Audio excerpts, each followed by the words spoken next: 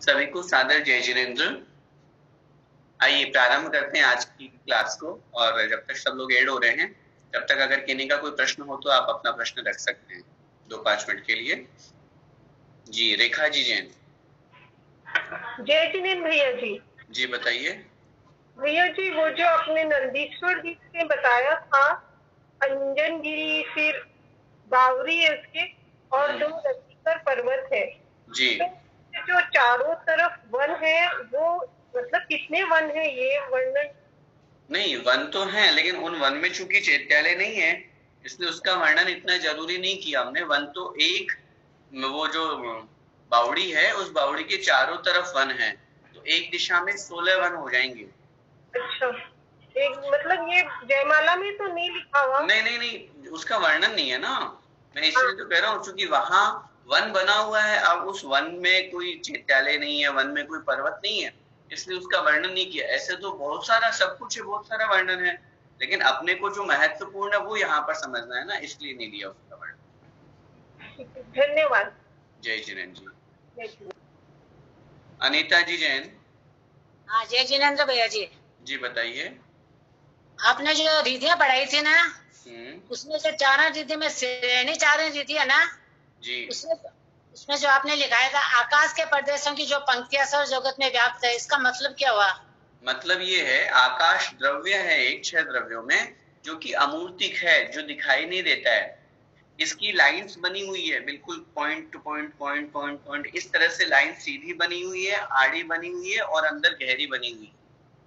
आचार्यों ने शास्त्रों में लिखा है कि इस तरह की पूरी जो लाइंस है ये पूरे लोक में व्याप्त है। उदाहरण जैसे हम ग्राफ, मैथमेटिक्स में ग्राफ देखा होगा ना आप लोगों ने, तो जो ग्राफ होता है जैसे एक लाइन से दूसरे में बिल्कुल टच बिल्कुल बारीक बारीक लाइन से होती है, ऐसे पूरे तीनों लोगों में व्याप्त है ये लाइंस। तो इन लाइन के अकॉर्डिंग, इन पंक्तियों के अनुसार जो मुनि महाराज आकाश में गमन करते हैं वे श्रेणी चारण लीलाधारी मुनि महाराज कहलाते हैं। अच्छा भैया जी, एक का और मीनिंग बताइए, वियान का मतलब क्या होता है? जी वियान। वियान कहाँ आया ये शब्द? नहीं मैं पूछ रही हूँ क्या होता है इसका मतलब। नहीं, मेरे जानकारी में नहीं वियान मतलब क्या, सुना नहीं कभी। थैंक यू भैया जी। जी जय जिनेंद्र।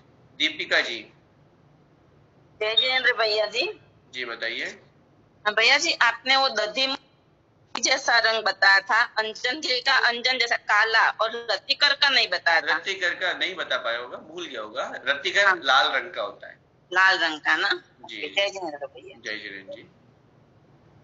चेलना जी शाह। चेलना जी बताइए। हाँ जय जिनेंद्र भैया जी। जी बताइए। मैं ग्रुप में ऐड नहीं हूँ, मुझे ऐड होना है। कहाँ से बोल रहे हैं आप? मैं गुजरात से बोल रही हूँ, हिम्मतनगर से। हाँ। आपको कोई कांटेक्ट नंबर है जो ग्रुप में ऐड है, उनको आप कह दें तो वो करवा देंगे? नहीं मालूम नहीं है मुझे। ठीक है, एक नंबर लिखिए। हाँ 902425 902425 0820 0820। जी, इस पे आप मैसेज कर दीजिए व्हाट्सएप, ग्रुप में ऐड हो जाएंगे आप। हाँ जय जिनेंद्र। जय जिनेंद्र जी। शम्मी जी सेठी। जय भैया जी। जी बताइए। भैया जी पंचमेरु का जाप होता है क्या? हाँ होता है ना। पंचमेरु के जाप में ओम ह्रीम श्री पंचमेरु संबंधी, लिखना चाहे तो लिख लीजिए। ओम ह्रीम श्री पंचमेरु संबंधी, पंचमेरु संबंधी अशीति दिन चैत्यालयस्थ। असित अशीति, संस्कृत में 80 को अशीति बोलते हैं।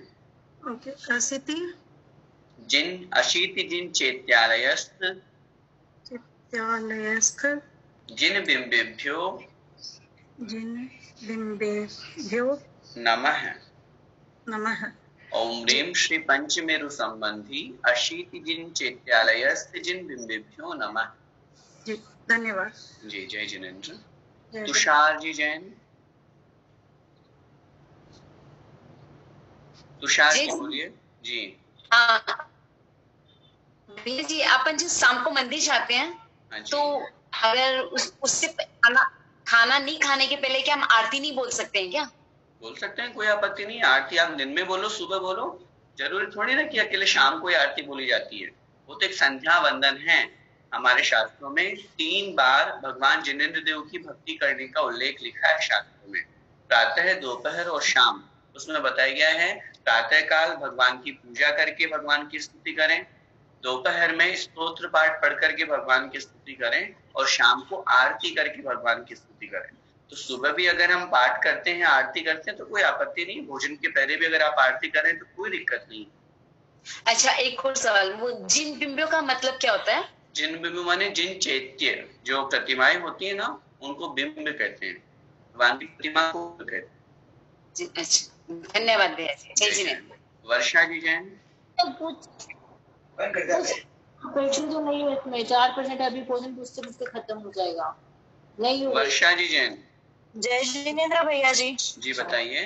कहीं नहीं करते भैया जी, जो शिव चढ़ा पूजा है ना, हाँ, उसमें नैवेद्य का जो श्लोक है ना, सुमनो व्यपेतम, हाँ, उसका मीनिंग क्या? हाँ, उसका मीनिंग सुमनो व्यपेतम, सुंदर मन से जो रहित हैं। व्यपेतम का मतलब होता है रहित, जो मन से रहित हैं, क्योंकि उनके मन तो होता नहीं है, इसलिए। धन्यवाद। जय जय जिनेंद्र। रीना जी जैन। रीना जी बोलिए। देखने तो होगा कि नहीं होगा। सरोज जी सेठी। उनका भी नहीं है। खुशबू जी जैन। जय जिनेंद्र भैया जी। जी बताइए। जो आपने कल बताए थे दशक्षण धर्म में 4 कषाय, क्रोध, मान, माया, लोभ, संयोजन, अंतर्मुख और दिन, प्रज्ञाज्ञान 6 से 15 दिन, ये थोड़ा सा एक बार थोड़ा सा वापस देंगे मुझे। जो कषाय अंतर मुहूर्त तक रहती है वो कहलाती है संज्वलन। जो कषाय अंतर मुहूर्त से ज्यादा और 15 दिन तक चले वो कहलाती है प्रत्याख्यानावरण। जो 15 दिन से ज्यादा और 6 महीने तक चलती है वह कहलाती है अप्रत्याख्यानावरण, और जो 6 माह से ऊपर चल जाती है वह कहलाती है अनंतानुबंधी। ये क्या है भाई साहब? ये है, मतलब ये कषाय है। जैसे क्रोध है, गुस्सा हमें किसी पे आया, उन्हें किसी से लड़ाई की, और उस लड़ाई के बारे में बाद में जो हम उसके प्रति जो गुस्सा हुए, बैर जो हमने बनाया, दुश्मनी जो हमने बनाई, वो कितनी देर तक हम बनाई। अंतर्मुहूर्त में विद इन 48 मिनट्स में हम बिल्कुल नॉर्मल हो गए पहले जैसे, जिसका मतलब वो कषाय हमारी कमजोर है अभी। मतलब अच्छी बात है कि हमने बहुत जल्दी उस काम को सिमटा लिया, और अगर जितना लंबा लंबा बढ़ता जाएगा, अगर 6 मंथ से ऊपर चला गया तो हम सम्यक दृष्टि नहीं है, फिर हमारा धर्म पे श्रद्धा नहीं रहा, फिर हम मिथ्या दृष्टि हो गए। किसी भी कषाय को हमें 6 मंथ से ऊपर नहीं बढ़ाना। वैसे तो कषाय सारी ही खराब है, जैसे किसी से कोई गुस्सा हुए, या किसी बात का अहंकार है, मायाचारी, चीटिंग है, या फिर लोभ है, बहुत अधिक नहीं करना चाहिए। संपूर्ण रूप से कषायों से तो हम मुक्त नहीं हो सकते, लेकिन कोशिश तो कर सकते हैं कम करने की। वो कम करने की बात यहाँ की गई है। जी जय जिनेंद्र। अब अंतिम प्रश्न, उसके बाद फिर हम क्लास शुरू करेंगे। सीमा जी जैन। जय जिनेंद्र भैया जी। जी बताइए। भैया जी, कल आपने जो बताया था कि पंचम काल जब खत्म होता है तो उसके 49 डेज पहले। हमने पंचम काल खत्म होने के बाद नहीं बताया था, पूरा काल जो एक काल खत्म होता है जी, तो उसका 49 डेज तक कुछ खराब कुवृष्टियां कहते हैं। कुवृष्टि माने बरसात, कु माने खराब। हाँ, वो 49 डेज तक होती है, और जब नया काल शुरू होता है तब भी 49 डेज तक अच्छा कुछ होता है सब कुछ। जी तो जो वो 49 डेज तक जो खराब होता है और जो अच्छा होता है, उस समय जीव रहते हैं, जीव होते हैं। देखो, जो जिस समय खराब वृष्टियां होना शुरू होती है, तो आचार्यों ने शास्त्रों में लिखा, जो हम भरत क्षेत्र के आर्यखंड में रहते हैं, वहां बीचों बीच में विजयाट पर्वत है भरत क्षेत्र में। तो बहुत से लोग, बहुत से मनुष्य और तिर्यंज स्वयं जाकर के उस विजयाट पर्वत की, गंगा सिंधु आदि की जो वेदियां बनी हुई है उनमें जाके छिप जाते हैं। और जो विजयाट पर्वत पर रहने वाले जो विद्याधर हैं, वो विद्याधर भी बहुत से, विशेष रूप से शास्त्रों में 72 जोड़ों का विधान आया है, तो मात्र 72 ही नहीं, 72 के अलावा और भी बहुत सारे जोड़े स्वयं भी चले जाते हैं, और वो विद्याधर लोग भी उनको जाके छिपा देते हैं। बाकी और जितने भी लोग बसते हैं, चाहे वो मनुष्य हो चाहे तिर्यंच हो, उनको वृष्टियों के प्रभाव से वो सब मरण को प्राप्त हुआ। एक भी जीव नहीं रहता, क्योंकि वो तो बहुत गलत वृष्टियां हो रही है ना, बहुत तेज हवा चल रही है, अम्ल की बारिश हो रही है, अग्नि की बारिश हो रही है, सब पूरी धरती बिल्डिंग सब कुछ खत्म हो जाता है। नीचे की जो चित्रा पृथ्वी है, जिसे रत्नप्रभा पृथ्वी का सबसे ऊपर का भाग कहा जाता है, वो साफ दिखने लगता है। अभी ये जितना भी हमको दिख रहा है, जितने बड़े बड़े बिल्डिंग्स हैं, मॉल है, पानी है, सब खत्म हो जाता है, चित्रा पृथ्वी स्पष्ट झलकती है। मतलब कोई जीव वो साक्षात नहीं देख सकते कि क्या हो रहा है, मतलब वो जो विजयाद पर्वत की गुफाओं में वो देख पा रहे हैं, उनको तो दिख रही है ना कि देखो धरती नष्ट हो रही है, ऐसी बरसात हो रही है, वो बचे हैं, वो उससे इफेक्ट नहीं है, बस वो अंदर छिपे हुए इसमें। जी भैया जी, बस ये जी। जय जिनेन्द्र। आइए हम आगे बढ़ते हैं 10 लक्षण धर्म की पूजन में। चूंकि कल हमने उत्तम क्षमा धर्म के बारे में समझा था, आइए उत्तम मार्दव धर्म को हम आगे बढ़ाते हैं। निकाल लीजिए। मान महाविष्णु करहि नीच गति जगत में, कोमल सुधानु सुख पावे प्राणी सदा। अर्थ देखिए, हम बात कर रहे हैं उत्तम मार्दव धर्म की, है ना। मार्दव का अर्थ क्या होता है? मान को, मान कषाय को, मान कषाय मतलब अहंकार, हमारा ईगो, उसको दबाना, उसको कम करना, उसको समाप्त करने का नाम है मार्दव धर्म। जैसा कि कल भी मैंने आपसे निवेदन किया था, पूर्ण धर्मों का पालन तो मुनि महाराज ही करते हैं। हम गृहस्थ अपनी शक्ति के अनुसार जितना कर सकते कोशिश करनी चाहिए। अब मान जो घमंड वो कैसा है उसके बारे में बता रहे हैं। मान महा जो भयंकर विष के जहर के रूप मतलब समान है। जैसे विष अगर हमारे से सोचें तो कितना बड़ा अनर्थ हमारे जीवन में होगा, हम मृत्यु को प्राप्त हो जाएंगे, हमारा जीवन विनाश को प्राप्त हो जाएगा। ऐसे ही अहंकारी व्यक्ति कभी भी जीवन में आगे नहीं बढ़ता, वो उसका जीवन किसी का करे ही नीच गति जगत में। ये जो मान है, घमंड है, ये कैसा है? कर ही मतलब करता है, नीच गति निम्न गति जगत में मतलब लोक में, संसार में। ये जो घमंड है ये हमें नीच गति में ले जाने वाला है। नीच गति का मतलब नरक तिर्यंच गति को निम्न गति कहा जाता है।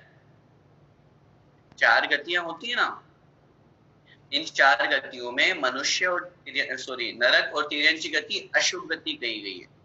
नीच गति में तो अशुभ गति में, जगत में मतलब संसार में करता है, ले जाता है। और फिर आगे कह रहे हैं कोमल सुधा अनु, और जो कोमल है, कोमल का मतलब घमंड से रहित परिणाम, विनम्रता, विनय, ये कैसा है? सुधा अमृत के समान है। विनय भाव, यू कहना चाहिए जो कोमल भाव है, विनम्रता का जो परिणाम है, मान कषाय से रहित जो मार्दव का भाव है, वह सुधा मतलब अमृत के समान है। और कैसा है? अनूप अर्थात अनुपम है, उसकी उपमा नहीं की जा सकती। फिर क्या कह रहे हैं? सुख पावे प्राणी सदा, जो इस मार्दव धर्म को अपनाता है, कोमलता को अपनाता है, वह प्राणी सुख पावे, सुख प्राप्त करता है।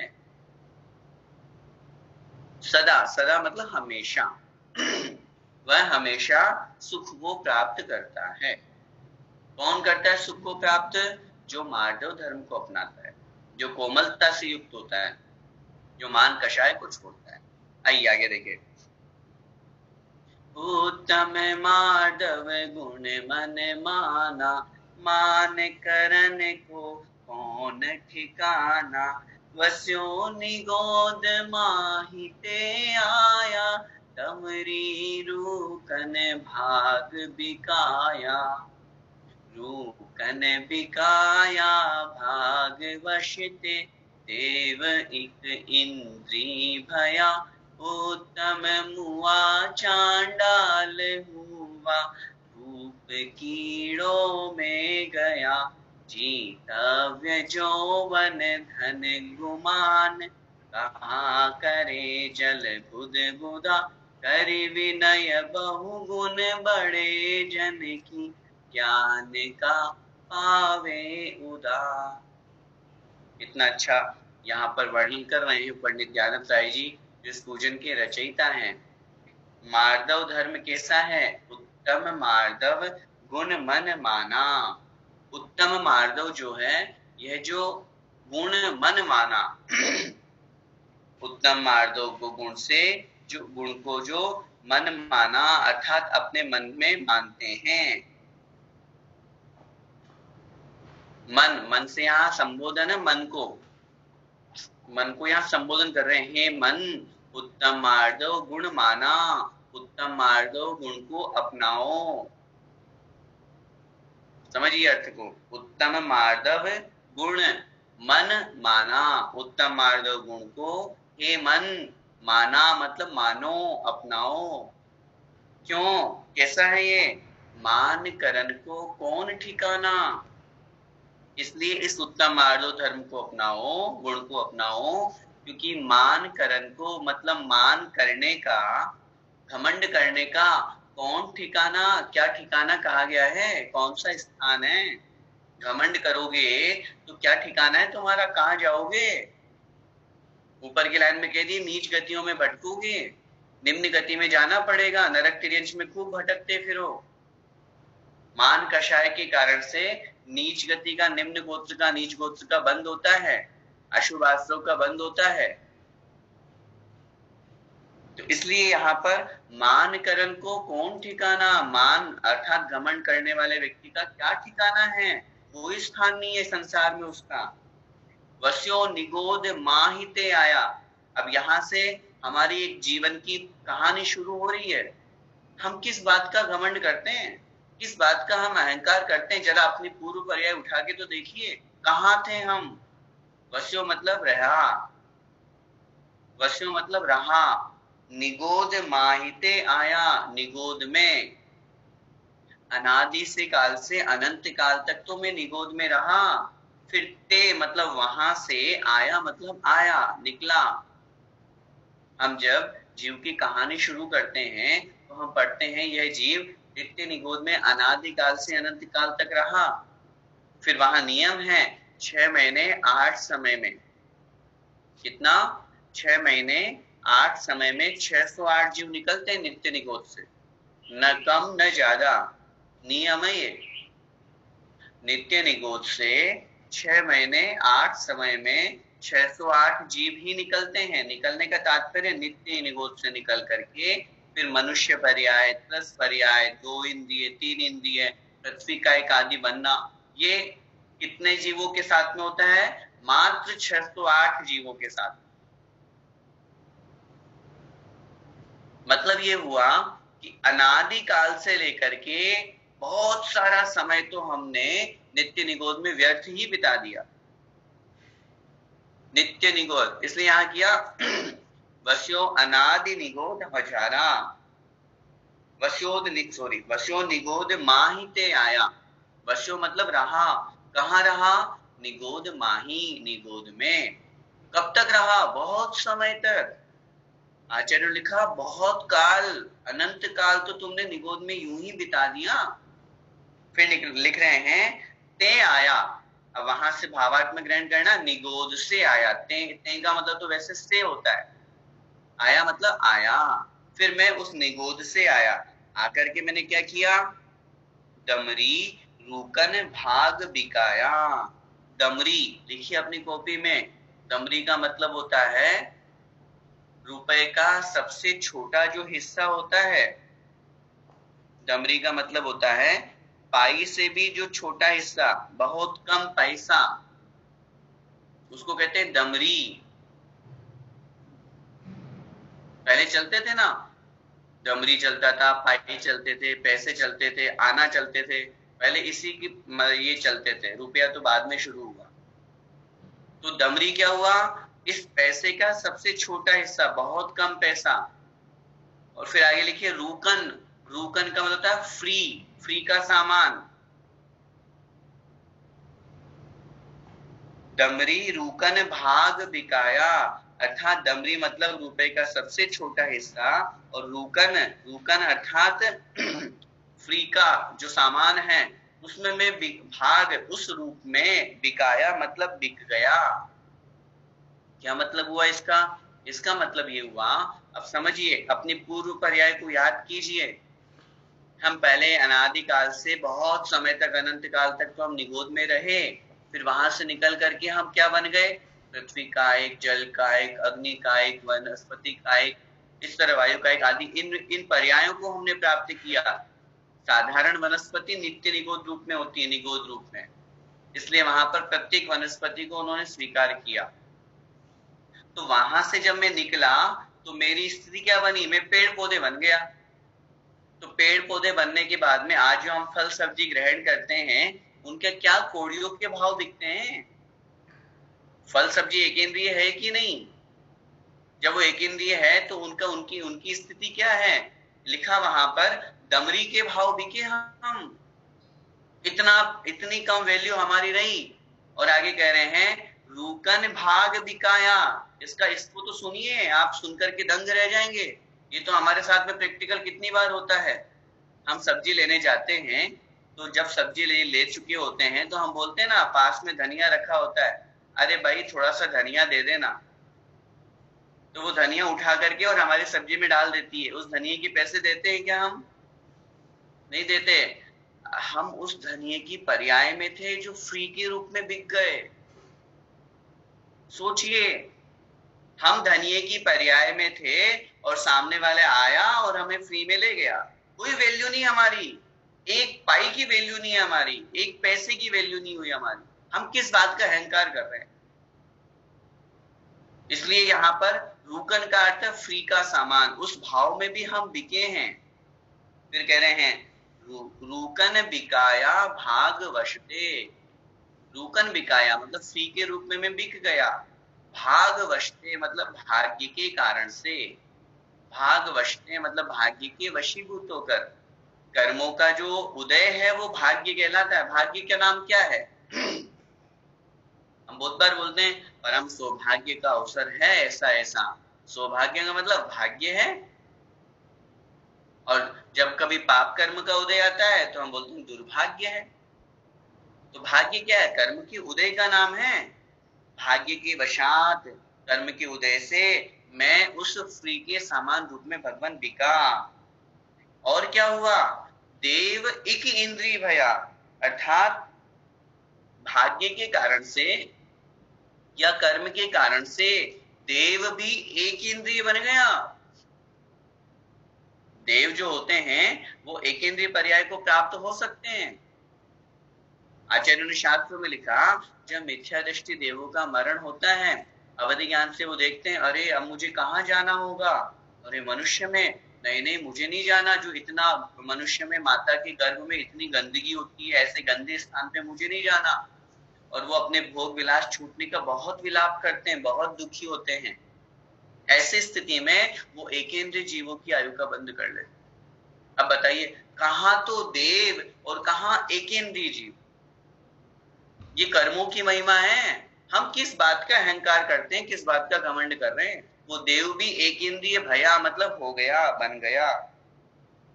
उत्तम मुआ चांडाल हुआ, भूप कीड़ों में गया। उत्तम मुआ, मुआ का मतलब होता है मरकर। मुआ का मतलब होता है मरकर। कौन? चांडाल। चांडाल भी मर करके और क्या हो गया? उत्तम हुआ, उत्तम देव बन गया। चांडाल की कहानी ध्यान होगी आप सभी लोगों को। अनंत चतुर्दशी, सॉरी केवल चतुर्दशी, चतुर्दशी में जो उसने नियम लिया था कि मैं किसी भी को फांसी नहीं दूंगा, ऐसी स्थिति में उसको जब राजा ने गुस्सा किया, उसको मार दिया था, तो उसको उठा करके समुद्र में फेंक दिया। देवों ने आकर के उसकी रक्षा की। उसने पूरे जीवन भर उस व्रत का पालन किया कि मैं चतुर्दशी को किसी भी जीव की हिंसा नहीं करूंगा। और इस परिणाम से वह देव पर्याय को प्राप्त हुआ। तो उत्तम हुआ, चांडाल हुआ, वह चांडाल भी मुआ मतलब मर करके उत्तम हो गया। किस पर्याय की, कब की हम बात कर रहे हैं, किसकी हम निंदा करते हैं? अहंकार में हम सामने वाले का अपमान कर देते हैं, लेकिन ये तो सोचो कि सामने वाला व्यक्ति अपमान के योग्य है कि नहीं, वो भी तो हमारे ही जैसा है। कब किसके साथ में कौन सा कर्म घटित हो जाए। भूप कीड़ों में गया, भूप मतलब जो राजा है वो भी कीड़ा बन गया, कीड़ों में चला गया, कीड़े की पर्याय में। याद है आप लोगों को वो प्रसंग जिसमें वहां पर ये कथन किया गया कि जब राजा ने पूछा अवधि ज्ञानी मुनि महाराज से कि महाराज जी मैं अगली पर्याय में कहाँ जाऊंगा, तो महाराज ने अवधि ज्ञानी थे, उन्होंने उत्तर दिया तुम कीड़े बनोगे। तो उसने अपने बेटे से कहा था कि जब भी मैं बाहर आऊं विष्ठा के कीड़े से तो तुम मुझे मार देना। वो जैसे मारने के लिए तैयार होता वो वापस विष्ठा में घुस जाता। क्यों? क्योंकि तिर्यंच गति तो अशुभ है, लेकिन तिर्यंच आयु शुभ है। तिर्यंच गति तो अशुभ है, लेकिन तिर्यंच आयु शुभ है। तिर्यंच में कोई जाना नहीं चाहता, लेकिन अगर कोई पहुंच गया है तो कोई मरना भी नहीं चाहता, सबको अपनी जान प्यारी है। तो कहां तो वो राजा था और कहां विष्ठा का कीड़ा बना। अब किस बात का अहंकार कर रहे हैं हम? अब हमारी अपनी स्थिति को समझ लीजिए, हम पहले कौन थे, आगे क्या होंगे, हम किस बात का अहंकार। आज अच्छा शरीर मिल गया, अच्छा परिवार मिल गया, खूब रुपया पैसा हमारे पास हो गया, तो हम उस बात का बहुत अहंकार करने लग गए। किस बात का अहंकार? सोचिए, आज विचार कीजिए, आज की जो स्थिति हमारी भारत देश की हो रही है, पूरे विश्व की हो रही है, जिस कोरोना वायरस को लेकर के, किसने सोचा था कि आज ये स्थिति होगी? आज सबका अहंकार समाप्त है, आज सब जमीन पे आ गए। कितना करोड़ों लाखों अरबों का व्यापार हमारा समाप्त हो गया, रुपए पैसा हमारा बर्बाद हो गया, हम खाने पीने के लिए लोग तरस रहे हैं। ऐसी स्थिति में भी अगर हम इस बात का अहंकार किए बैठे रहे कि भैया कोरोना हमको नहीं होगा, तो ये हमारी बहुत गलत धारणा है।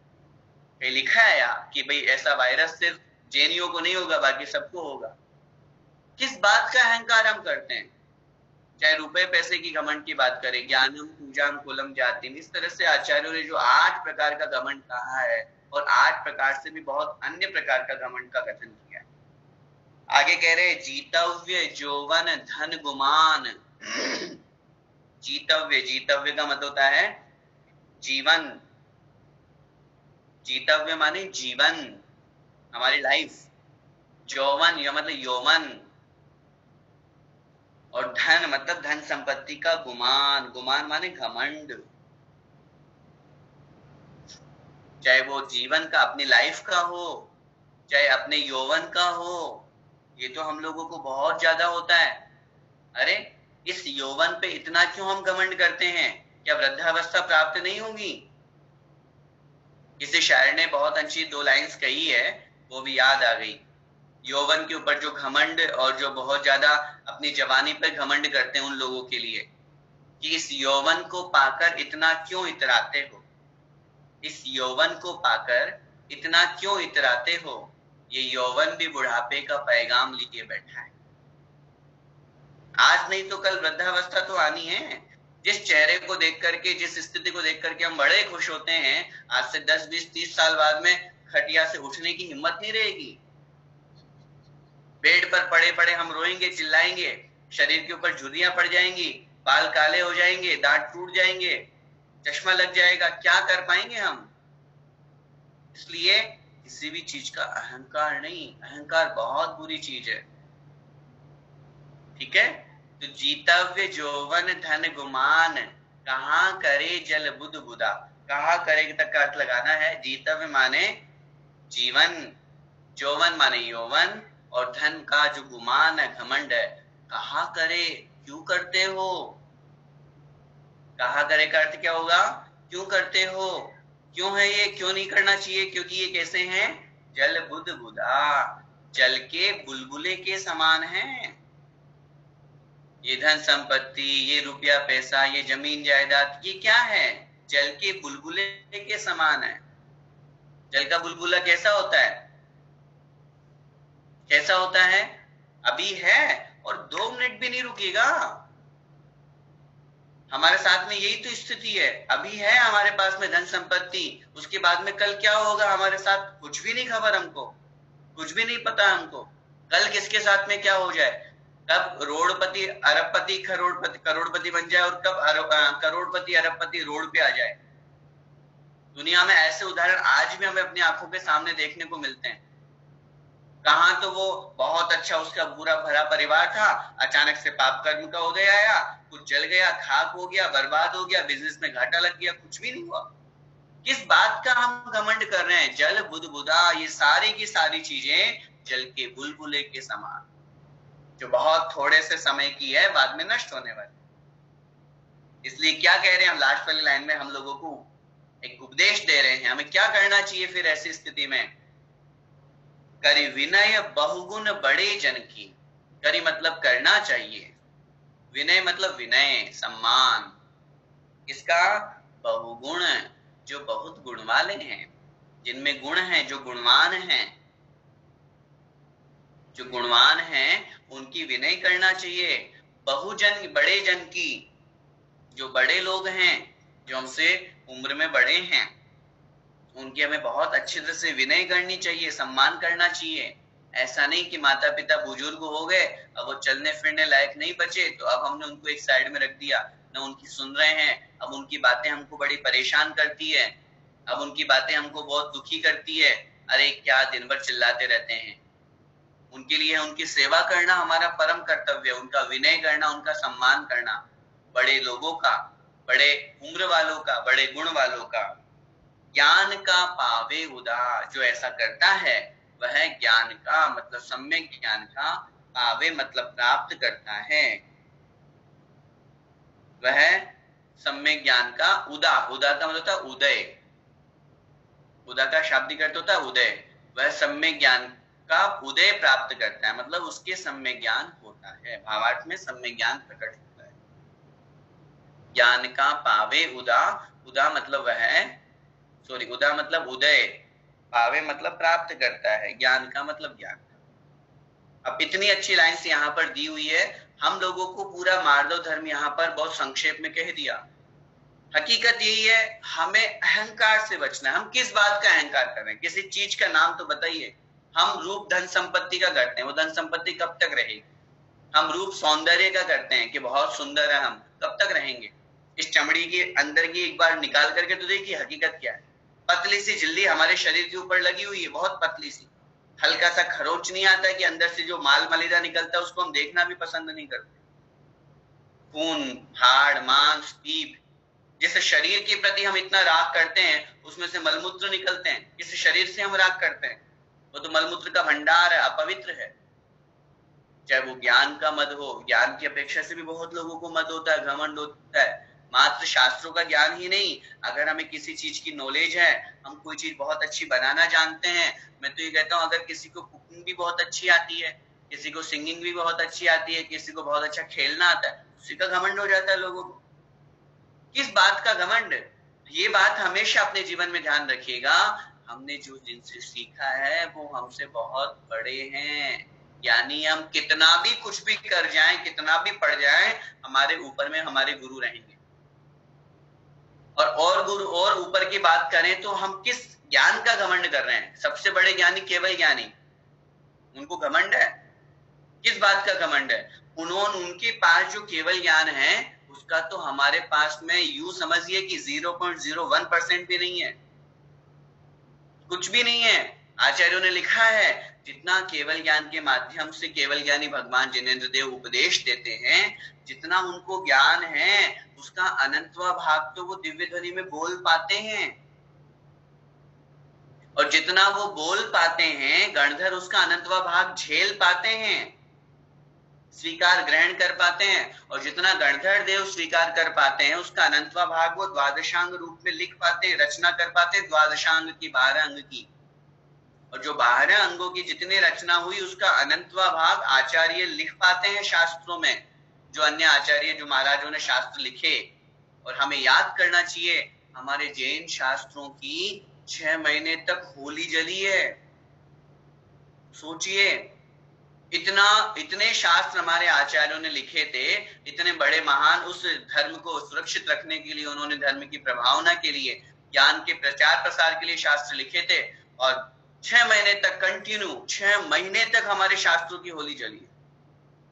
कितने सारे शास्त्र हमारे बर्बाद हो गए, नष्ट हो गए, और आज हमें 2-4 शास्त्र मिले हैं, उनको पढ़ करके हम अपने आप को घमंडी समझते हैं, अपने आप को बड़ा ज्ञानी समझते हैं, अपने आप को बड़ा विद्वान समझते हैं। अरे किस बात का घमंड कर रहे हैं हम? जमीन जायदाद का हमारे ऊपर घमंड होता है, कहाँ लेकर के जाएंगे हम जमीन जायदाद? एक इंच भी, एक टुकड़ा भी, एक राई का दाना भी हम अपने यहाँ से दूसरी जगह नहीं ले जा सकते। धन संपत्ति का हम घमंड करते हैं। किस चीज की घमंड की बात करते हैं हम? अपने अंदर विनय गुण को हमें लाना है, विनम्रता लाना है, घमंड का नाश करना है। हम पूरी तरह से घमंड को चाहे भले ही कर पाए नष्ट या नहीं, क्योंकि गृहस्थ में है, मुनि बने बिना वो पूर्ण रूप से मान कषाय का नाश नहीं होगा, लेकिन गृहस्थ में रहते हुए भी हमें अपनी मान कषाय को बहुत अच्छी तरह से इस ईगो के कारण से आज हमारे घरों में लड़ाइयां हो रही है, सिर्फ ईगो की वजह से, और कुछ भी नहीं है। तुमने मेरा कहना क्यों नहीं माना? अरे भाई तुम कोई भगवान हो जो तुम्हारा कहना मानेंगे? नहीं माना तो कोई बात नहीं, हर व्यक्ति हर जीव स्वतंत्र है। अगर मान भी लिया तो सामने वाले को भी इस बात को समझना चाहिए, give respect and get respect. उसमें क्या दिक्कत है? अगर हम सामने वाले को सम्मान देते हैं, उसकी बात को स्वीकार करते हैं, तो हमारी बात को वो सामने वाला स्वीकार करेगा। हम हमेशा अपनी ही बात क्यों मनवाएं, अपनी ही बात को ही जिद पे अड़े होकर के कि नहीं मेरी बात तुमको माननी पड़ेगी, तुमको कुछ नहीं आता। हर इंसान, हर जीव का हमें सम्मान करना है, चाहे वो छोटे से छोटे जीव भी क्यों ना हो। अरे हमारा जैन धर्म तो ये सिखाता है कि एक चींटी भी चल रही है तो उसकी भी रक्षा कीजिए, उसका भी सम्मान कीजिए। वो जीव है, उसके अंदर भले ही आज उसको छोटी पर्याय प्राप्त हुई है तो क्या हुआ, जीव तो वो भी है। आज हम मनुष्य बन गए तो हमें अहंकार हो गया, इसलिए हम छोटे छोटे जीवों को देखते नहीं है, मारते हैं, जलाते हैं, नष्ट करते हैं। पेड़ पौधों के ऊपर ऐसे चल रहे हैं, घास के ऊपर ऐसे चल रहे हैं। सोचिए उस घास में रहने वाले जो जीव हैं, घास में रहने वाले, घास के निमित्त या घास रूप में जो जीव बने, वो आज उनके अंदर कितनी कषाय भड़क रही है कि आज ये बड़े लोग हैं जो मेरे ऊपर चल रहे हैं, मुझे मार रहे हैं। उसी कषाय का परिणाम, दुष्परिणाम होता है। बहुत बार आप लोगों ने अपने जीवन में देखा होगा, हम भी देखते हैं, जिस व्यक्ति से हमारा कोई नाता नहीं है, जिस व्यक्ति से हमारी कोई दुश्मनी नहीं हुई है, जिस व्यक्ति से हमारा कोई संबंध नहीं हुआ है, लेकिन उसके बावजूद भी वो व्यक्ति हमें परेशान करता है। होता है ना ऐसा? कहीं पे भी मिल जाता है, कुछ भी हो जाए, कहीं हम बाहर गए, हमें उसके निमित्त से परेशानी हो रही है, हमारी लाइफ में वो इंटर कर गया, कुछ भी हो, उसका सबसे बड़ा कारण है आज नहीं तो कल पहले हमने कभी न कभी उसको दुख दिया था, उसको कष्ट दिया था, उसका वो बदला चुका रहा है। मेरा आपसे यही निवेदन है कि सुत्तम मार्दो धर्म को पढ़ करके हमें घमंड नहीं करना, हमें अहंकार बिल्कुल नहीं करना, अपने अंदर विनय भाव लाना है, समता परिणाम लाना है, और अहंकार का जितना हो सके उसको कम करने का प्रयास करना। आइए आगे बढ़ते हैं। कपट न कीजे कोई, चोरन के पुर ना बसे, सरल स्वभावी होय, ताके घर बहु संपदा। तीसरा जो धर्म उसका नाम है उत्तम आर्जव धर्म। ठीक है, उत्तम आर्जव क्या कहलाता है? मायाचारी को छोड़कर और सरल बनना, रिजु बनना, चीटिंग नहीं, जो है वो ओपन बुक। मेरी लाइफ एक खुली किताब होनी चाहिए। हम क्यों फालतू में अपने आप को अलग समझते हैं और दुनिया को अलग दिखाना चाहते हैं? कितने धोखे के साथ में, मायाचारी के साथ में हम अपनी लाइफ जीते हैं। तो इसलिए यहाँ पर बहुत स्पष्ट कह रहे हैं, कपट न कीजिए कोई। कपट मतलब मायाचारी, छल कपट, धोखा न कीजिए, नहीं करना चाहिए, न करे। कोई मतलब कोई भी। उपदेश दे रहे हैं, कोई भी कपट मत करो, छल कपट मत कीजिए। क्यों? चोरन के मतलब चोरों के, चोरन के मतलब चोरों के, पुर माने नगर, पुर मतलब नगर, ये संस्कृत का शब्द है। और आप लोग सुनते भी है ना, जैसे जयपुर, उदयपुर, ये पुर इसलिए लगाया जाता है शब्द के नाम के आगे, नगर। न बसे अर्थात नहीं बसते हैं, नहीं टिकते हैं। क्यों? चोर कौन होते हैं? जो छल कपट करके, धोखा करके और अपने आप को बहुत सारा रुपया पैसा इकट्ठा कर लेते हैं, वो चोर कहलाते हैं। तो यहाँ पर पंडित जी दयानंद राय जी क्या कह रहे हैं कि चोरों के घर नहीं बसते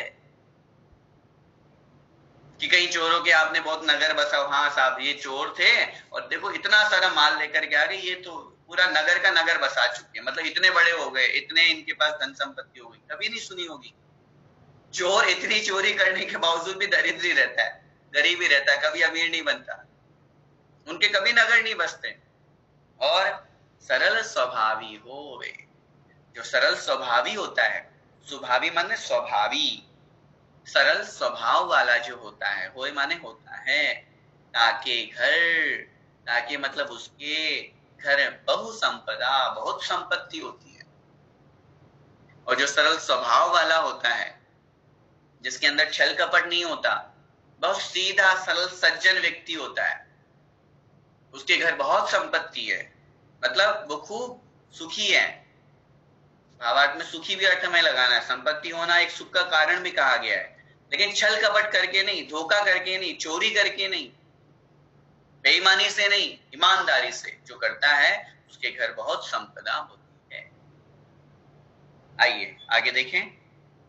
उत्तम आर्जव रीति बखानी, रंचक दगा बहुत दुखदानी, मन में होय सो वचन उचरिए, वचन होय सो तन सो करिए, करिए सरल तिहु जोग अपने, देख निर्मल आरसी, मुख करे जैसा लखे तैसा, कपट प्रीत अंगारसी, नहीं लहे लक्ष्मी अधिक छल करी, धर्म बंध विशेषता, भय त्याग दूध बिलाव पीवे, आपदा नहीं देखता।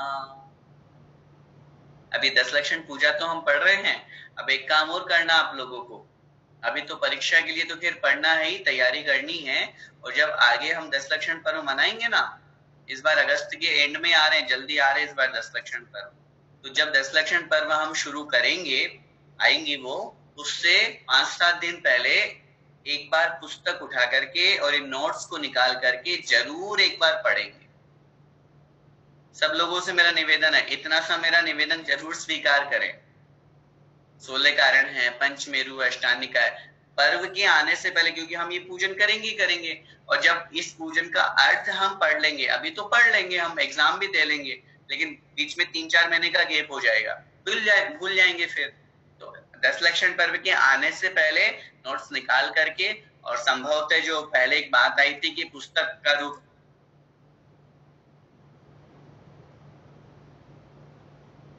तो उस निमित्त से उसको पढ़ करके और अपन तैयारी पहले से कर लेंगे, ताकि 10 लक्षण पर्व में बहुत अच्छे से पूजन में हमारा मन लगे।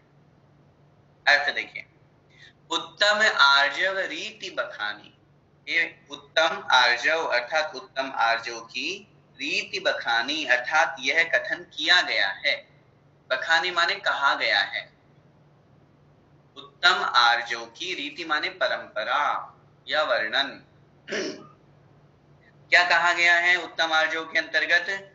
रंचक दगा बहुत दुखदानी, रंचक माने थोड़ी सी भी, रंच मात्र भी, रंचक माने रंच मात्र भी, थोड़ी सी भी, दगा अर्थात जो धोखा है, दगा मतलब धोखा है, बहुत दुखदानी बहुत दुख देने वाला है। रंचक दगा, थोड़ा सा भी दगा, थोड़ा सा भी छल कपट बहुत दुख देने वाला है। क्यों दुख देने वाला है मालूम है आपको? थोड़ा सा भी धोखा। याद है आप लोगों को प्रसंग रामचंद्र जी का और लक्ष्मण का? उन दोनों में इतना प्रेम था, शास्त्रों में लिखा है, 2 भाइयों में प्रेम देखना हो तो रामचंद्र जी और लक्ष्मण का देखिए। वनवास किसको मिला था? रामचंद्र जी को। सीता तो चलो चली गई, आजकल की सीताएं तो चली जाती, हाँ बिल्कुल, हाँ कुछ जो बिल्कुल सच्चा प्रेम करती है वो तो चली जाती, और जो ठीक है भैया 14 साल में कहाँ भटकूंगी आपके साथ में, तो भैया आप जाओ। सोचो, मतलब हमेशा जब मैं इन बातों के ऊपर चिंतन करता हूँ, सोचिए लाइफ कैसी हो रही है या होती जा रही है, और पहले का इतिहास।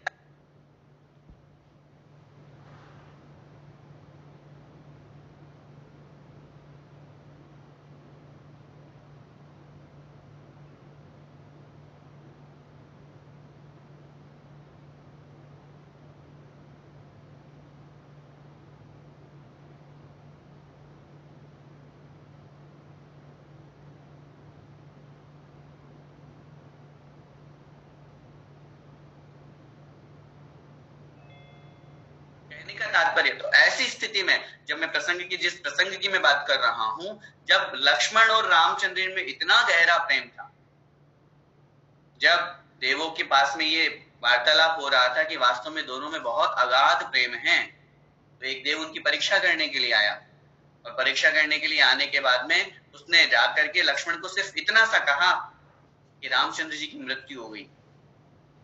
इतना सा कहा केवल, जबकि लक्ष्मण जानते थे रामचंद्र जी तद्भव मोक्षगामी हैं, ऐसे नहीं मरण को प्राप्त होंगे, लेकिन प्रेम के वशीभूत होकर के उनको पता नहीं चला और अचानक से उनकी मृत्यु हो गई।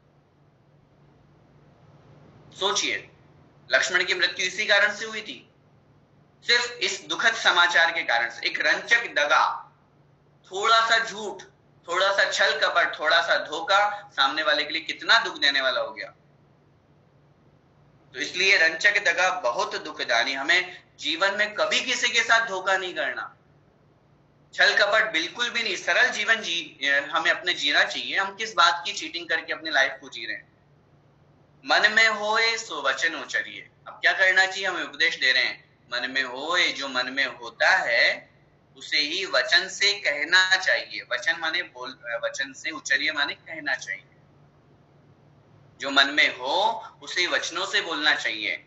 और वचन होए सो तन सो करिए। और वचन जैसे होते हैं, बोलना जैसा होता है, सो मतलब वही तन सो करिए, मतलब शरीर से करना चाहिए। जैसा वचन कहते हैं वैसा ही हमें शरीर से करना चाहिए। क्या मतलब हुआ? मन, वचन और काय तीनों एक रूप हो। ऐसा नहीं छल कपट, मन में कुछ, वचन में कुछ और शरीर से कुछ। मन में तो कुछ और आ रहा है और बाहर बोल रहे हैं कि हाँ इससे ऐसा काम करवा लेता हूं, इसको ऐसा बोलता हूं ताकि ये मेरा काम कर देगा। छल कपट क्यों? जो है स्पष्ट बात बोलिए ना। मन में गलत परिणाम रख करके हम बाहर बोल भी देंगे, आज नहीं तो कल जरूर पकड़े जाएंगे। नीतिकारों लिखा है, अगर धोखा करने के 100 तरीके हैं तो पकड़े जाने के 101 तरीके हैं। आज नहीं तो कल पकड़े जरूर जाएंगे। धोखा कभी नहीं, चीटिंग कभी नहीं। मन वचन का है सीधा और सरल। आगे कह रहे हैं, करिए सरल तिहु जोग अपने। करिए मतलब कीजिए, सरल मतलब सरल, तिहु माने तीन, जोग माने योग। करिए सरल तिहु जोग अपने, अर्थात अपने तीनों योगों को सरल कीजिए। करिए मतलब कीजिए, सरल मतलब सरल सीधे, तिहु जोग तीनों योग, अपने मतलब अपने स्वयं के। अपने तीनों योगों को सरल कीजिए। सरल करने का मतलब तीनों को एक पटरी पे लाइए। ऐसा नहीं कि मन इधर भाग रहा, वचन इधर भाग रहे हैं, ऐसा नहीं। देख निर्मल आरसी, देखो कितना अच्छा उदाहरण दिया। देख मतलब देखो, निर्मल माने बिल्कुल क्लीन, साफ। आरसी, आरसी का मतलब होता है दर्पण।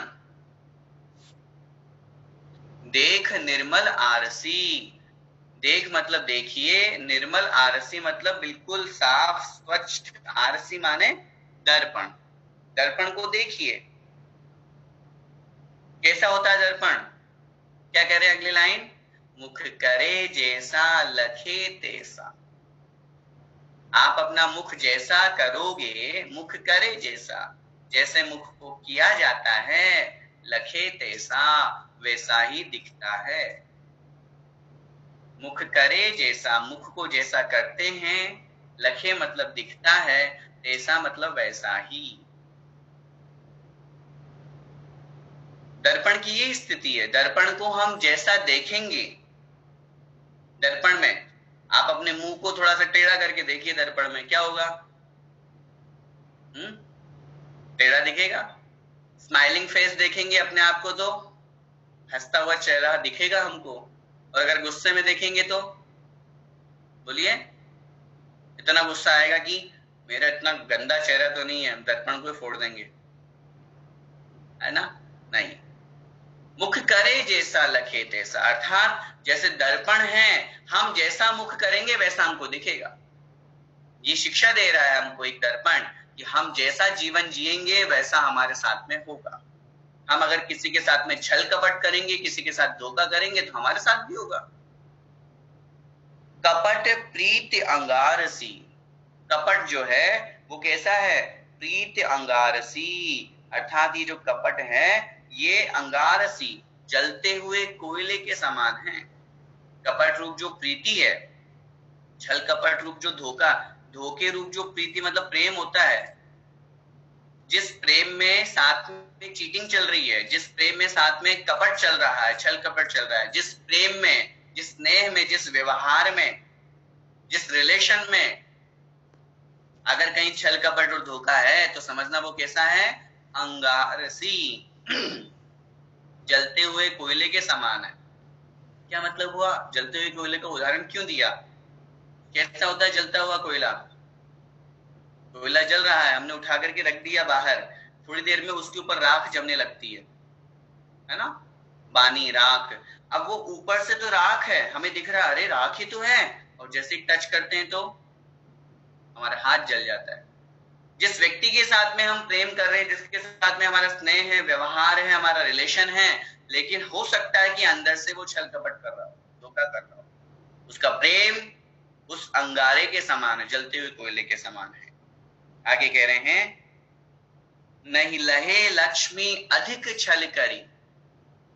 नहीं मतलब नहीं, लहे मतलब प्राप्त की जाती है, प्राप्त नहीं की जाती है।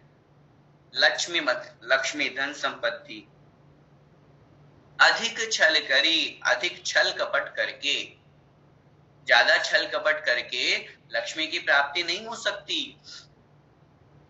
कि हमें धन संपत्ति बहुत मिल जाए, ज्यादा छल कपट करेंगे। व्यापार में जो लोग ऐसा करते हैं, या किसी बिजनेस में, या कोई और सर्विस में, या और किसी भी चीज में हम ये सोचें कि ज्यादा छल कपट करेंगे, ज्यादा धोखा करेंगे, ज्यादा मायाचारी करेंगे तो लक्ष्मी बहुत हो जाएगी, धन संपत्ति बहुत मिल जाएगी। बिल्कुल नहीं, गलत धारणा हमारी। क्यों? अरे आज नहीं तो कल वो छल कपट धोखा हमारा पकड़ा जाएगा और हम बहुत दुखी होंगे। इसलिए आगे कह रहे हैं, कर्म बंध विशेषता। ये जो आपने छल कपट करके और आप ये सोचते हैं कि धन संपत्ति ज्यादा मिल जाएगी, गलत धारणा है। बल्कि और क्या है? लक्ष्मी ज्यादा नहीं आएगी, कर्म ज्यादा आएंगे। कर्म बंध विशेषता, कर्मों का बंध, विशेषता मतलब और विशेष अधिक होगा। कर्म बंध विशेषता, कर्मों का बंध और अधिक होगा। क्या मतलब हुआ? समझ में आया? कर्म बंध विशेषता, कर्मों का बंध और अधिक विशेष होगा। आचार्यों ने लिखा है, जिस जीव की कषाय जितनी ज्यादा होती है, जिस जीव की कषाय जितनी ज्यादा होती है, उतना उसका स्थिति अनुभाग बंध ज्यादा बनता है। जिस जीव की जितनी कषाय अधिक होती है, उस जीव का स्थिति अनुभाग बंध ज्यादा होता है। स्थिति का मतलब वो कब तक रहेगा आत्मा के साथ में, और वो जो फल देगा उसको शक्ति का नाम है अनुभाग। जो जीव ज्यादा कषाय करता है उसके पाप कर्म का अनुभाग बहुत ज्यादा बंधता है। ज्यादा कषाय से ज्यादा दुखी होता है जीव। और कषाय का मतलब सिर्फ क्रोध मत लगाइए, कषाय में क्रोध, मान, माया, लोभ चारों हैं।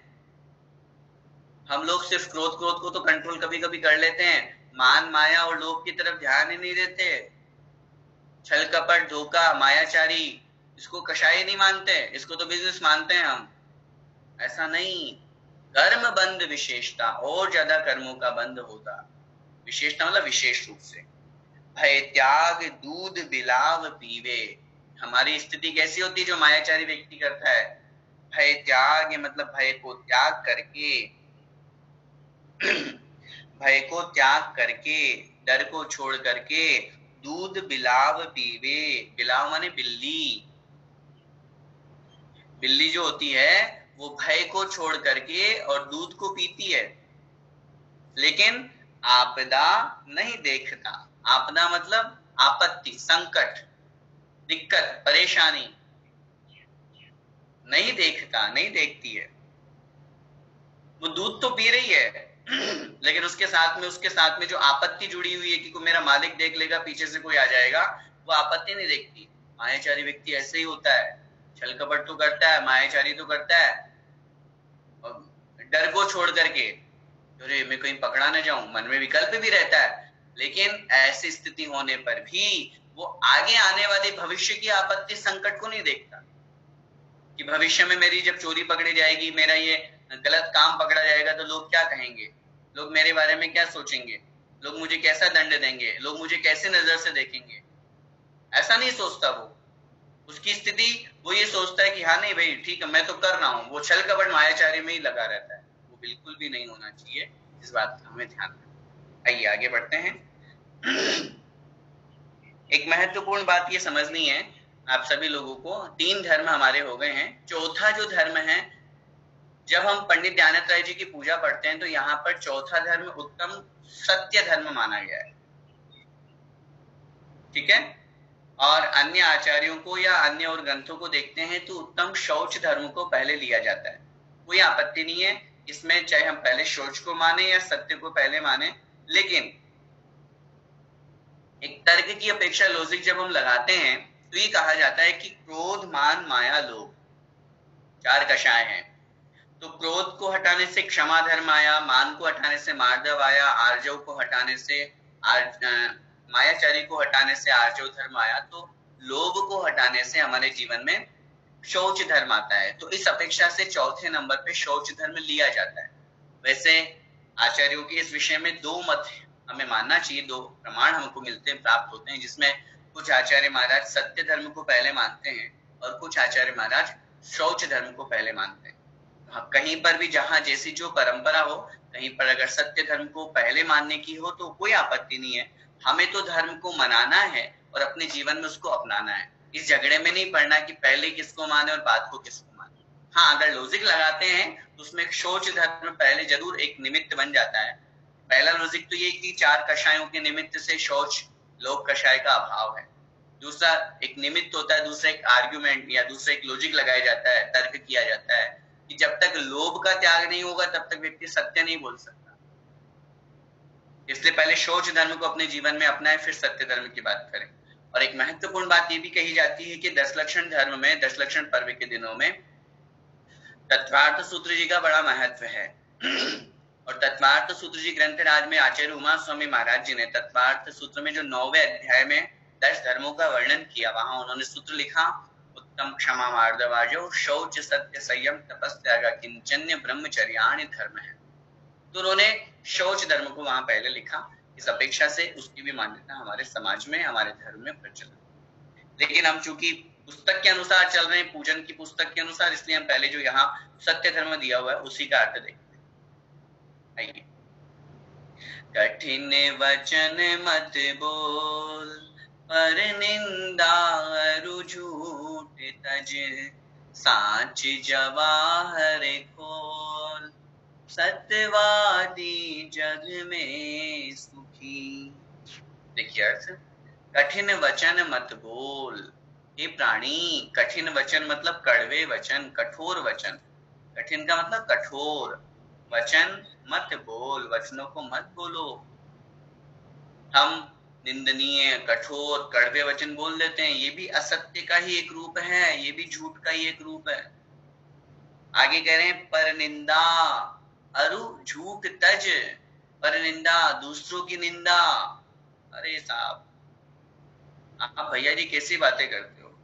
पर निंदा में जो स्वाद आता है, पर निंदा में जो आनंद आता है, वह आनंद और कहीं नहीं आता।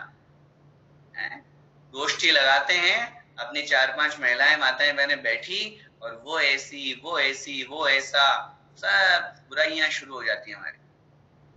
पूरा 2 घंटे कैसे निकल जाते पता ही नहीं चलता। पर निंदा, इसमें बहुत मास्टर है। नहीं, बिल्कुल नहीं। दूसरों की निंदा करने से आचार्य उमा स्वामी महाराज ने लिखा, अनात्म निंदा प्रशंसे सरसत गुणोच्छादनोद भावनेच नीचेर गोत्र से। नीच गोत्र का आश्रय होता है। फिर जब बनेंगे शेड्यूल कास्ट वाले, अंडा मांस मछली खाएंगे, धर्म नहीं मिलेगा, तब फिर पता चलेगा कि ये क्यों आए हम इसमें। तिर्यंच गति में जाना पड़ेगा जहाँ नीच गोत्र का उदय होता है, नरक गति में जाना पड़ेगा जहाँ नीच गोत्र का उदय होता है। नीच गोत्र का आश्रय परनिंदा करने से। और मिल क्या है परनिंदा से, दूसरों की निंदा करने से? वो जैसा व्यक्ति है होने दो ना, हमारे द्वारा इस तरह से निंदा करने से क्या वो अच्छा बन जाएगा? और बन जाए तो निंदा करने से क्यों अच्छा बनेगा? आप तो जाके उसको संभालिए ना, समझाइए। लेकिन यहाँ बैठ करके चौकड़ी लगा ली और बैठ गए 5, 7, 10 लोग, 2 लोग 3 लोग जितने बैठना है, और हम बैठ करके निंदा करते रहते हैं, वो ऐसा वो ऐसा। बहुत बड़ा पाप है ये झूठ के बराबर पाप कहा गया है। इसलिए पर निंदा अरु झूठ तज, दूसरों की निंदा को और झूठ को हमें तज माने छोड़ना चाहिए। सांच जवाहर खोल, सांच मतलब सत्य रूपी, जवाहर का मतलब रत्न। सांच जवाहर खोल, सत्यवादी जग में सुखी। सत्य रूपी जो जवाहर है, मतलब जो रत्न है, इसको खोल मतलब इसको प्रकट कर। खोल का मतलब सामने रख। इस सत्य रूपी रत्न को सामने प्रकट कर, मतलब सत्य रूपी रत्न को भाषण कर, सत्य बोल। क्यों? सत्यवादी जग में सुखी। सत्यवादी जो सत्यवादी होता है वो जग में सुखी, संसार में सुखी होता है, खुश रहता है। सत्यवादी को कोई टेंशन नहीं है। सच बोलने वाले को अपन बोलते ना, सच बोलो सुखी रहो। सीधी बात है भैया, ये है जो है, अब आपकी आप जानो। सत्यवादी जग में मतलब संसार में, सुखी मतलब सुखी कहा गया है। आगे, उत्तम सत्य व्रत पालीजे, पर विश्वास घात नहीं कीजे। साचे झूठे मानुष देखो, आपन पूत स्वपास न पेखो। पेखो तिहायत पुरुष साचे, को दरब सब दीजिए। मुनिराज श्रावक की प्रतिष्ठा, साचे गुण लख लीजिए। ऊंचे सिंहासन बैठ वसुनभ, धर्म का भूपति भया। बच झूठ सेती नरक पहुंचा, सुरग में नारद गया। देखिए, अब इन पंक्तियों में सत्य धर्म की महिमा का वर्णन किया और झूठ के कारण से कहाँ किन गतियों में भटकना पड़ता है, कितने दुख उठाने पड़ते हैं, ये बताया। उत्तम सत्य व्रत पालीजे। उत्तम सत्य का जो व्रत है, हमें क्या उपदेश दे रहे हैं? इसका हमें पालीजे मतलब पालन करना चाहिए। उत्तम सत्य व्रत पालीजे, अर्थात उत्तम सत्य व्रत का पालीजे मतलब पालन करना चाहिए। पर मतलब परंतु विश्वासघात नहीं कीजिए, परंतु विश्वासघात नहीं करना चाहिए। पर विश्वासघात नहीं कीजिए, परंतु विश्वासघात नहीं करना चाहिए। साचे झूठे मानुष देखो। देखो इस संसार में, सांचे माने सच्चे, झूठे माने झूठे, मानुष मतलब मनुष्य, देखो मतलब देखे जाते हैं। साचे झूठे मानुष देखो। इस संसार में सत्यवादी, सच बोलने वाले और झूठ बोलने वाले दोनों तरह के मनुष्य देखे जाते हैं। परंतु आपन पूत स्वपास न पेखो। अगर कोई झूठ बोलने वाला होता है तो आपन मतलब अपना, स्वयं का। आपन मतलब अपना, स्वयं का। पूत मतलब पुत्र। अपने स्वयं का पुत्र भी स्वपास न पेखो, अपने पास नहीं दिखता। झूठ बोलने वाले अपने बेटे को कोई पिता अपने पास में नहीं रखना चाहता।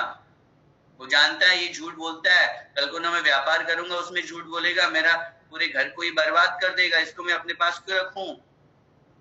आपन पूत, अपने स्वयं के पुत्र को भी स्वपास अर्थात अपने पास में, न पेखो नहीं देखता है। खुद का सगा बेटा ही क्यों ना हो, लेकिन अगर झूठ बोल रहा है तो उसको निकाल देगा वो घर से। आगे देखिए, पेखो, पेखो मतलब देखिए, पेखो मतलब देखिए। तिहायत, तिहायत का मतलब होता है व्यापार में। पेखो तिहायत देखिए व्यापार में। पुरुष साचे, सच्चे पुरुष को, पुरुष सांचे को, सच्चे पुरुष को दरब सब दीजिए। द्रव्य माने धन संपत्ति या सामग्री, दरब मतलब धन या फिर सामग्री, कोई भी वस्तु। व्यापार है, व्यापार में कोई व्यक्ति सामान उधार लेके जाता है कि नहीं? व्यापार चलता ही उधारी में भी चलता है। धन संपत्ति भी किसी को देना है, ब्याज पे पैसा देना लेना है, तो किसको दिया जाता है? पुरुष साचे को दरब सब दीजिए। सच्चे पुरुष को ही सब लोग द्रव्य देते हैं, धन संपत्ति देते हैं। सच्चे पुरुष को, जो सच्चा व्यक्ति होता है, जो झूठ नहीं बोलता, जो धोखा नहीं करता, जो छल कपट नहीं करता, जो समय पे सब काम करता है, उसी को सब द्रव्य देते हैं, उसी को सब धन संपत्ति देते हैं और उसी को सामग्री देते हैं। मुनिराज श्रावक की प्रतिष्ठा सांच गुण लख लीजिए। बहुत अच्छा पैमाना दिया यहाँ पे। चाहे मुनिराज हो चाहे श्रावक हो, उसकी जो प्रतिष्ठा है, उसका जो मान सम्मान है, वो किससे माप लीजिए? सांच गुण लख लीजिए, सत्य गुण के द्वारा देख लीजिए, जान लीजिए। मुनिराज और श्रावक की अगर प्रतिष्ठा आपको देखनी है कि वास्तव में ये व्यक्ति कितना महान है, तो आप उसके सत्य गुण से उसकी पहचान कर सकते हैं।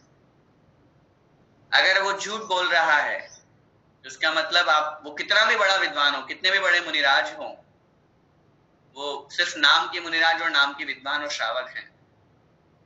लेकिन अगर वो सच बोल रहे हैं तो निश्चित रूप से सत्य गुण एक बहुत बड़ा गुण है। सच बोलना एक बहुत बड़ा व्रत है, बहुत बड़ा धर्म है। तो उस मुनिराज की, श्रावक की, किसी की भी प्रतिष्ठा करनी है, किसी के भी हमें मान सम्मान का आकलन करना है, सामने वाला कितना गहरे पानी में है, उसके सत्य गुण से आप पता कर लीजिए। एक उदाहरण आप सभी लोगों को सभी ध्यान भी है, प्रसिद्ध भी है, राजा वसु वाला। ऊंचे सिंहासन बैठ वसु नृप, ऊंचे मतलब ऊपर, बहुत ऊपर, सिंहासन पर, बैठ मतलब बैठ करके, वसु नृप, वसु नाम का राजा, वसु नृप, वसु नाम का राजा, नृप माने राजा। धर्म का भूपति भया, धर्म का बहुत बड़ा राजा बना वो। धर्म का भूपति माने राजा, स्वामी, भया मतलब बना, धर्म का बहुत बड़ा भूपति हुआ, वो राजा हुआ, धर्म का ठेकेदार हुआ। वच झूठ सेती, परंतु वच झूठ सेती, वच मतलब बोल करके, वच मतलब बोल करके, क्या बोल करके? झूठ, झूठ बोल करके, झूठ बोलने के, सेती मतलब कारण, वच माने बोलना, झूठ मतलब झूठ। कौन सा झूठ? जो प्रसंग हम सुनते हैं कि अज का अर्थ तो उन्होंने बकरा बताया, और था पुराने धान्य, कि अज के माध्यम से, सोचिए पूज्य गुरुदेव जब भी उदाहरण देते हैं, सोचो एक इंसान को कितना कैसा पाप लगता है। उस एक व्यक्ति ने उस अज का अर्थ गलत बताया। अज का मतलब बकरा भी होता है संस्कृत में, और अज का मतलब पुराना धान्य भी होता है। हवन करने की बात का प्रसंग था वहां पे। उस हवन करने के प्रसंग में अर्थ ये निकालना था कि अज का मतलब पुराने जो धान्य हैं, उनको हमें हवन करना चाहिए। और वहां उन्होंने झूठ बोल करके और वहां अर्थ निकाल दिया बकरे का हवन करना चाहिए। हवन में देवी के सामने, देव के सामने बकरे को बलि चढ़ाना चाहिए। आज तब से लेकर के जब तक दुनिया में बकरे कटेंगे, जब तक उस बकरे बकरी को मारा जाएगा धर्म के नाम पर, पूरा का पूरा पाप उस वसु नाम के राजा को मिला। और इसी कारण से बच्चे झूठ सेती नरक पहुंचा, सुरग में नारद गया। वो उस झूठ के कारण से, उस झूठ बोलने के कारण से राजा वसु नरक गया, नरक में चला गया।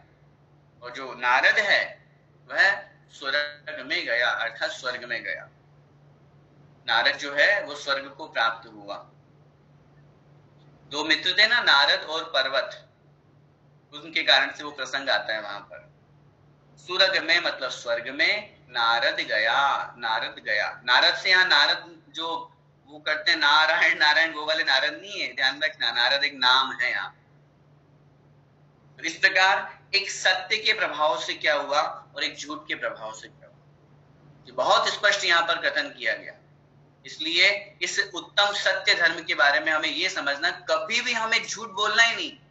सच बोलो सुखी रहो।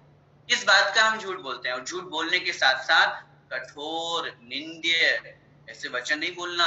हम लोगों की एक बहुत बुरी आदत है, हम गड़े मुर्दे उखाड़ते हैं।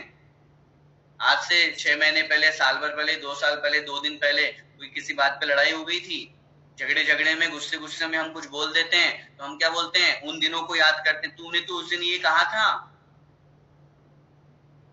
सोचिए हम किस बात का, कहाँ की बात कहाँ लेकर के जा रहे हैं। अरे इतने अच्छे पवित्र परिणामों से हम अपने वचनों को बोले, मीठा बोले, मुस्कुरा करके बोले। मैं हमेशा कहता हूं, सामने वालों को अगर हमें अपना बनाना है तो उसका एकमात्र साधन है हमारी बोली, हमारे वचन। हम जैसे वचनों का प्रयोग करेंगे, सामने वाला व्यक्ति वैसा प्रत्युत्तर देगा। हम कहीं ट्रेन में जा रहे हैं, कहीं बस में जा रहे हैं, कहीं भी जा रहे हैं, सीट नहीं मिल रही है, सामने वाला व्यक्ति पूरे सीट को ब्लॉक करके बैठा हुआ है, हम उसको कहेंगे ए चल उठ बे, तेरे बाप की सीट है क्या होगा? पहली बात तो सीट ही नहीं देगा, ऊपर से आपसे वो लड़ाई झगड़ा करने लग जाएगा। तो बोलने का तरीका नहीं है, मैनर्स नहीं है। और ये बात हम उसको बड़े प्रेम से बोलेंगे, भाई जी कहाँ जा रहे हो? वहां जा रहे हैं। अरे थोड़ा खिसकिए ना, हमें भी वहां तक पहुंचना है। अरे आप तो वहां के हैं, वैसे हैं। अरे शब्दों के माध्यम से जिस व्यक्ति को हम नहीं जानते हैं, पहली बार उस व्यक्ति से जब भी हम बात करेंगे, हम उसके द्वारा 2 मिनट हमने उससे बात कर लिया, हम उसका पूरा हिस्ट्री कैरेक्टर निकाल सकते हैं। कितने लोगों को हम देखते हैं जब भी बोलते हैं मुंह से गालियां निकलती है, हर 2-4 सेंटेंस में एक आध गाली निकल ही जाती है। पुरुष वर्गों में बहुत लोगों की ऐसी आदत बन चुकी है, बड़े लोगों, बहुत लोगों की। गुटखा तंबाकू खाते हैं मुंह में और फिर उसके ऊपर से और गाली गलौज करते हैं। कठिन वचन करो, ऐसे कठोर वचन नहीं बोलना जो सामने वाले को दुखी करें। बहुत बार हम ऐसे, जब लड़ाई झगड़ा हमारा होता है तो हम एक दूसरे के मायके की बुराई करने लग जाते हैं, एक दूसरे के ससुराल की बुराई करने लग जाते हैं। पिछले कभी कुछ हुआ होगा, कोई गलत काम हो जाता है, गलतियां सबसे हो जाती है, हम उनको याद करके बोलने लग जाते हैं। ये सब निंदनीय वचन है। गाली गलोच करना निंदनीय वचन है। कितने लोग हैं जो व्यर्थ में गाली गलोच करते हैं, फालतू का उल्टा सीधा बोलते हैं। शब्दों के माध्यम से हमने सामने वाले के साथ में गलत परिणाम कर लिए। झूठ का तो दोष लगा ही लगा, हमें कितना बड़ा पाप लगता है। ये सब झूठ की कैटेगरी में आते हैं। हम हमेशा मीठा बोलें। आचार्यों ने शास्त्रों में लिखा है, हित मित और सुप्रिय वचनों का हमें प्रयोग करना चाहिए। अगर हम ऐसा करेंगे तो निश्चित रूप से हमारा बोलना भी बहुत अच्छा होगा। हित का मतलब अच्छे, हितकारी। मित का मतलब थोड़े, शॉर्ट एंड, और सुप्रिय मतलब, ये प्रिय का मतलब होता है स्वीट, अर्थात अच्छे। तो इस तरह से हमें बोलना चाहिए ताकि हमारा बोलना भी बहुत अच्छा हो, सत्य धर्म का भी हमारा पालन हो और झूठ से भी हम बच जाए। आइए, चूंकि अब समय हो गया है, 5-7 मिनट आपके प्रश्नोत्तर के हैं। आज 3 ही धर्म का हम अभ्यास कर पाए, शेष आगे देखेंगे। प्रश्नोत्तर का काल 5-7 मिनट का। जिनको कोई प्रश्न रखना हो वो अपने प्रश्न रख सकते।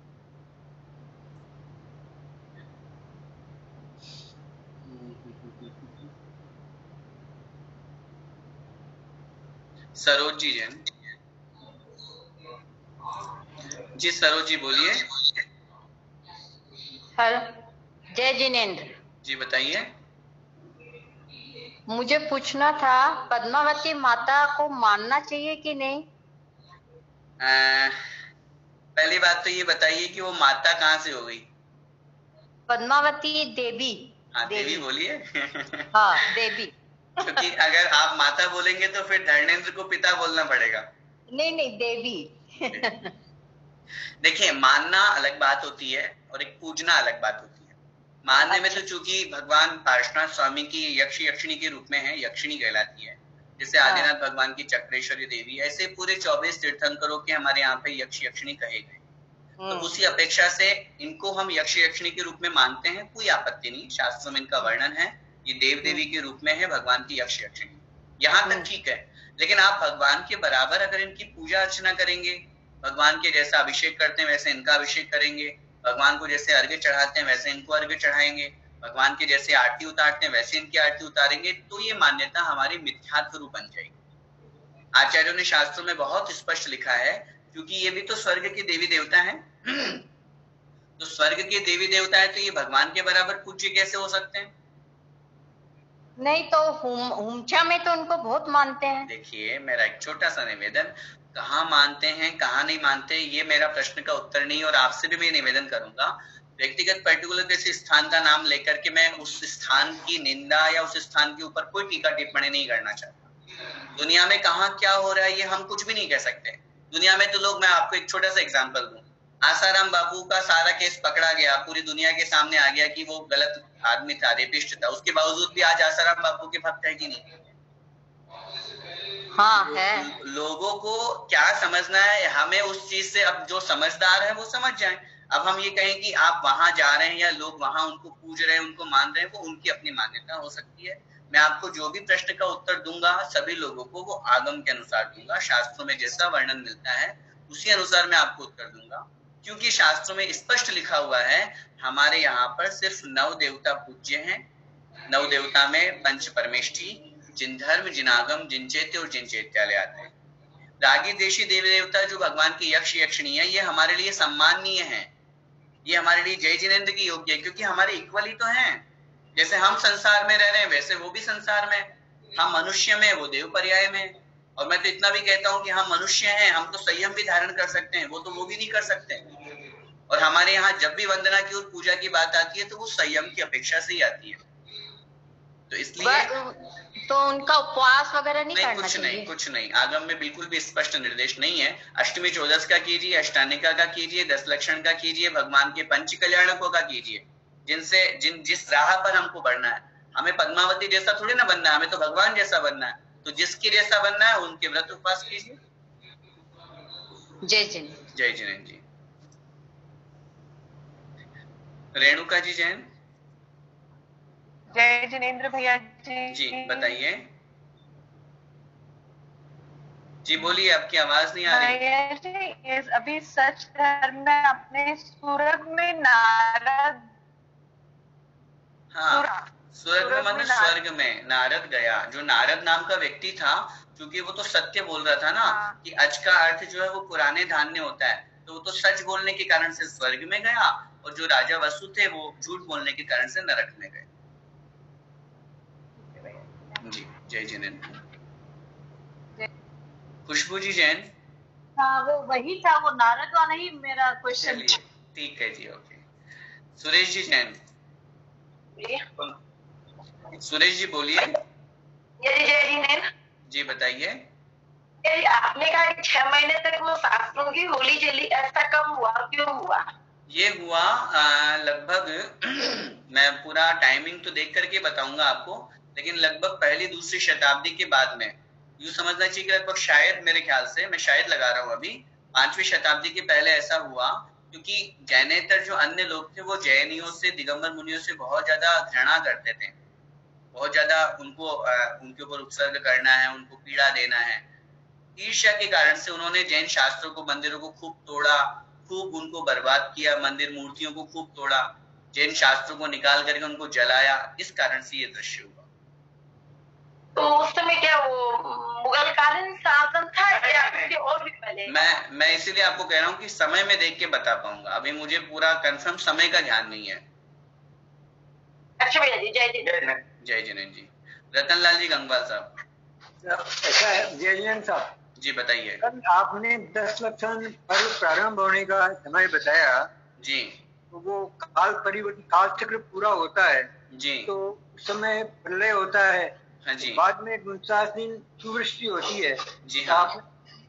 श्रावणवरी एकम को ये पीरियड चलता है, मतलब काल का प्रारंभ हुआ, तो ये निश्चित है, श्रावणवरी एकम निश्चित है। शास्त्रों में यही उल्लेख मिलता है। और सर्पणी काल का अंतर्गत भी प्रलय होता है, तो पूरा काल चक्र 12 काल का है, एक ही बार प्रलय होता है। नहीं, पूरा काल चक्र 12 काल का है, 20 कोड़ाकोड़ी सागर का। 20 कोड़ाकोड़ी श्रावणपति एकम को निश्चित है, प्रारंभ होना, उसके बाद में भादोसी पंचमी निश्चित है, तब पुरुषम पर ये दक्षिण पर्व चालू हुआ, फिर शाश्वत हो गया है ना। ठीक, आपका कोड़ाकोड़ी सागर से चल रहा है। मेरा निवेदन सुनिए जी, आपका प्रश्न बहुत अच्छा है कि जब ये अनादिकालीन परंपरा है परिवर्तन होने की, तो फिर आपने इसको शाश्वत क्यों नहीं कहा, यही पूछना चाह रहे हैं आप? हाँ जी हाँ। तो मैं इसलिए जी मेरा उत्तर ये निवेदन है कि चूंकि ये जो परंपरा है, ये जो काल परिवर्तन हुआ, ये तो मात्र आर्य खंड में हुआ ना। अष्टानिका पर्व तो पूरे सब जगह सब देवतागण जाते हैं, वो तो शाश्वत है। लेकिन ये काल का परिवर्तन रूप जो हमने इससे जोड़ा है भाद्रपद महीने में मनाने का, ये तो सिर्फ आर्य खंड में हुआ। आर्य खंड तो कितना सा है, बाकी और 2.5 द्वीप पूरा लंबा चौड़ा है, तो वहां तो परिवर्तन होता नहीं। तो इस अपेक्षा से आर्य खंड में ये 10 लक्षण पर्व मनाए जाते भाद्रपद की अपेक्षा। जी जी ठीक है सर। जय जी, जय जिनेन्द्र साहब। अलका जी जैन। जय जिनेन्द्र भैया जी। जी बताइए। भैया जी मैं आपसे पूछना चाह रही थी कि जो हम ये याद कर रहे हैं, जितना भी आपने कोर्स पढ़ाया है धीरे धीरे याद कर रहे हैं, तो सुबह उठकर बिना नहाए इसका रिवीजन कर सकते हैं क्या? एक्चुअली पूजा पाठ आदि का रिवीजन बिना नहाए करने में थोड़ी सी दिक्कत है, क्योंकि रात में हम जब सोते हैं तो हमारे वस्त्र अशुद्ध रहते हैं और बेड वगैरह पे भी हम लेटे हैं, वस्त्र भी हमारे अशुद्ध हैं, तो उससे हम जिनवाणी छुएंगे और पूजा करेंगे, पाठ एक भाव से पढ़ ही रहे हैं, तो वो एक ठीक नहीं रहता है। मन में एक बार चाहे भाई हम बोल लें, लेकिन बाहर से उच्चारण करना, किताब को छूना, पढ़ना बाहर से, चूंकि जब आप रिविजन करोगे तो बोलेंगे भी सही, तो बेटर होगा कि हम नहा धो करके ही इसको करें। क्योंकि मेन जो प्रॉब्लम है वो सिर्फ यही है कि रात में जब हम सोते हैं तो सुबह उठने के बाद अशुद्ध भी होते हैं, तभी तो स्नान की परंपरा कही गई है, और बेड वगैरह जो है वो उसमें हम सोते हैं, इस वजह से मन में भी नहीं कर सकते। मन में भी करें लेकिन वो उतना आपको फलदायक भी नहीं होगा और मन में विकल्प बना रहेगा, इसलिए मैं उसकी परमिशन नहीं दे पाऊंगा। ठीक है भैया, थैंक यू। जय जिनेन्द्र जी। अनु जी जैन। जय जिनेन्द्र भैया जी। जी बताइए। भैया जी अभी जैसे अभी पंचम काल चल रहा है, फिर छठा काल आएगा, फिर वापस जब शुरुआत होगी तब छठे काल से शुरुआत होगी, जो अभी छठा काल है वो वापस आएगा। छठे काल से शुरुआत नहीं होगी, शुरुआत तो पहले काल से होगी। वो जो पहला काल होगा वो छठे काल के जैसा होगा। हाँ, छठे काल के जैसा होगा। तो फिर जब वहां से वापस 72 जोड़े या जितने भी आदमी विरजात पर्वत से निकलेंगे, तो फिर धर्म का मतलब चालन कैसे चलेगा? है ही नहीं, धर्म ही नहीं है। उत्सर्पणी के पहले और दूसरे काल में किंचित मात्र भी धर्म नहीं है, रंच मात्र भी। जब तृतीय काल, उत्सर्पणी का तीसरा काल, जिसमें प्रथम तीर्थंकर श्रेणिक का जो जीव महापद्म नाम के प्रथम तीर्थंकर बनेंगे, तब से धर्म की परंपरा शुरू होगी। तो इसके बाद जब वो दूसरा काल आएगा जिसमें दुखमा काल होगा, जब धर्म चलेगा थोड़ा बहुत, तो उस समय नहीं चलेगा। अभी चल रहा, अपने अपने चल रहा है, क्योंकि वो भगवान महावीर स्वामी की परंपरा है, ये पंचम काल के अंत तक। हाँ। लेकिन आगे जो उत्सर्पणी का पहला और दूसरा आएगा, उसमें तो पूरा धर्म का लोप है, किंचित मात्र भी नहीं है, नील बटा नील है। तो अभी जैसे है वैसे उस समय नहीं रहेगा? नहीं, धर्म नहीं रहेगा। आयु वैसी रहेगी, भोगो भोग वैसे रहेंगे, अवगाहना वैसी रहेगी, धर्म किंचित मात्र में नहीं होगा। तो वो तीसरे काल से ही शुरू होगा धर्म। जी बिल्कुल। ठीक है, जय जिनेन्द्र।